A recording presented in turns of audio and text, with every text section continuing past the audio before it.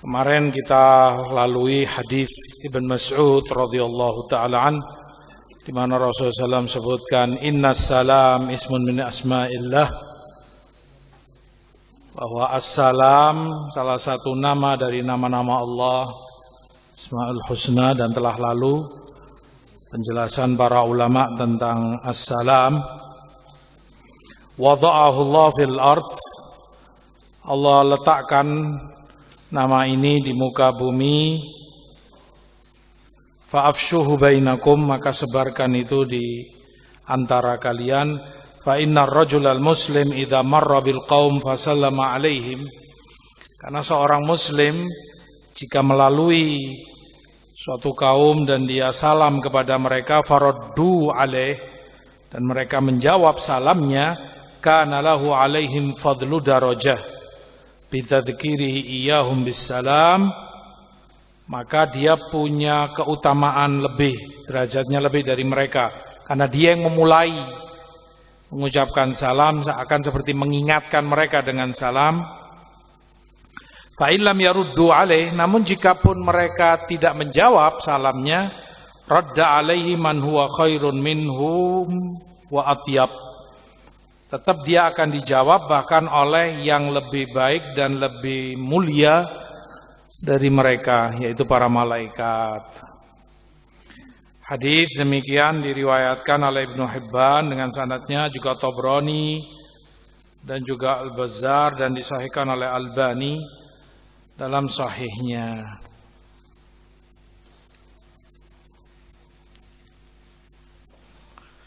Kata Ibnu Hibban, fal wajib 'alal 'aqil an yalzama ifsa'as salam 'alal 'am. Demikian maka yang wajib bagi setiap aqil, bagi uqala, untuk berusaha selalu menyebarkan salam kepada semua orang, yang muslim tentunya, yang dia kenal maupun yang tidak dia kenal.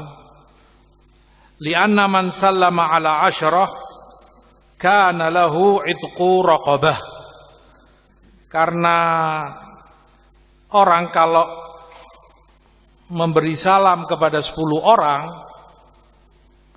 itu pahalanya seperti dia memerdekakan seorang budak. Ini isyarat dari beliau tidak sebutkan, kepada hadis Ibni Umar, diriwayatkan oleh Ibnu Jarir, lafadznya man sallama ala asyrah minal muslimin faka'annama a'taqa raqabah wa in mata min yaumihi aujabal jannah. Barang siapa yang salam kepada 10 orang muslimin, maka seperti dia memerdekakan seorang budak, dia bebaskan. Dan jika dia mati di hari itu dan dia telah menyebarkan salam kepada 10 orang, maka wajib baginya jannah. Wassalam, kata Ibnu Hibban, mimma yadhhabu ifsha'uhu bil muqtanni minasyahna, dan salam juga fadilahnya menghilangkan permusuhan yang tersembunyi, kebencian atau permusuhan yang terpendam di dalam hati. Mungkin orang ini memendam permusuhan kepadamu, mungkin tidak dia tampakkan, tapi ada itu, entah itu dendam atau kebencian, entah apa. Mungkin kamunya nggak sadar karena kata-katamu, karena perbuatanmu. Ala kulli hal, kalau kamu salam dan sering menyebarkan salam kepadanya, permusuhan-permusuhan yang tersembunyi seperti ini akan hilang, luntur. Wa ma fil khaladi minal baghdha, juga al-khalad itu al-qalb. Al-qalb dinamakan juga al-khalad. Juga kebencian yang ada di dalam hati akan sirna, Jika satu sama lain saling menyebarkan salam, menjawab salam, akan hilang kebencian itu, tergantikan dengan kecintaan, kasih sayang, rahmat.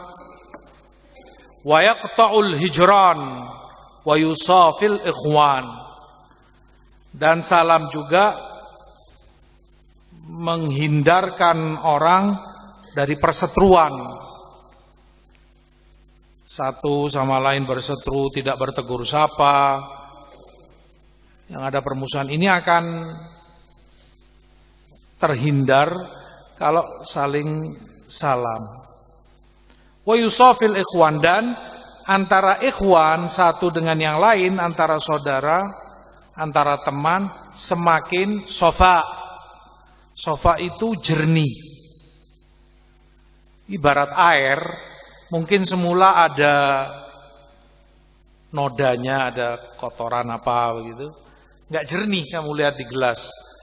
Ketika air itu difilter, disaring, sekian kali saringan, jadilah air itu betul-betul jernih, bersih, nggak ada tersisa nodanya. Nah, salam seperti itu. Mungkin ada sisa-sisa kebencian, permusuhan, tapi dengan terus salam seperti terfilter, sehingga antara ikhwan satu dengan yang lain, sofa, yusofi, menjadi jernih. Hati mereka, hubungan mereka satu dengan yang lain. Wal badi' bisalam baina hasanatain. Kata Ibnu Hibban, dan orang yang memulai salam juga, dia yang pertama nyalami,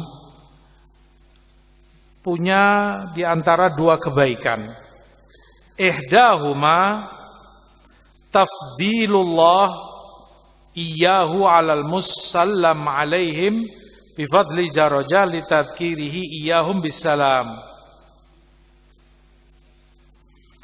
Allah memberi fadilah lebih padanya kepada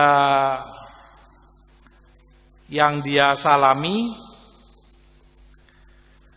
karena dia yang mengingatkan mereka dengan salamnya. Dia punya derajat lebih. Ats-tsaniyah wa baina raddil malaikati alaihim 'inda ghaflatihim 'anir radd. Atau kalau yang kedua, kalaupun mereka enggak jawab, mungkin karena ghaflah, enggak sengaja, tapi karena mungkin sedang lalai, orang sedang enggak fokus, walhasil tidak terjawab salam dia pun tetap dijawab oleh para malaikatullah. Dan itu tentunya keutamaan besar yang dia peroleh ketika memulai salam. Ada keutamaan lain mungkin terlupakan oleh Al-Imam Ibnu Hibban rahimahullah. Bahkan itu dalam hadis di Abu Dawud dari Abu Umamah, Rasulullah SAW sebutkan, inna aulan nasi billah man bada'ahum bisalam. Orang yang paling dekat kepada Allah, yang paling dekat di sisi Allah adalah yang memulai salam di antara mereka. Artinya jika kamu yang memulai salam, maka kamu yang paling dekat di sisi Allah dibanding yang lain. Maka berlomba-lombalah menyebarkan salam, memberi salam kepada yang lain. Dan itu yang diamalkan oleh para sahabat. Dicontohkan oleh Abu Bakar. Begitu ada yang masuk, ada yang mau datang, mendekat, beliau dulu yang mengucapkan salam sebelum mereka salam. Karena layaknya yang orang datang nyamperin kamu, dia yang salam. Assalamualaikum. Nah, Abu Bakar karena tahu keutamaan semacam ini, semakin orang memulai, karena dia menyebarkan salam, dia lebih dekat di sisi Allah, maka dia mulai. Dan itu yang kemudian diamalkan juga oleh para sahabat lain dan para tabi'in. Maka mereka disebutkan oleh Ibnul Muflih begitu setiap ada yang datang, ada yang menghampiri, didahului dikasih salam. Assalamualaikum. Sebelum dia ngasih salam didahului karena fadilahnya besar. Karena keutamaannya besar. Yang paling mulia, yang paling dekat di sisi Allah Tabaraka wa Ta'ala.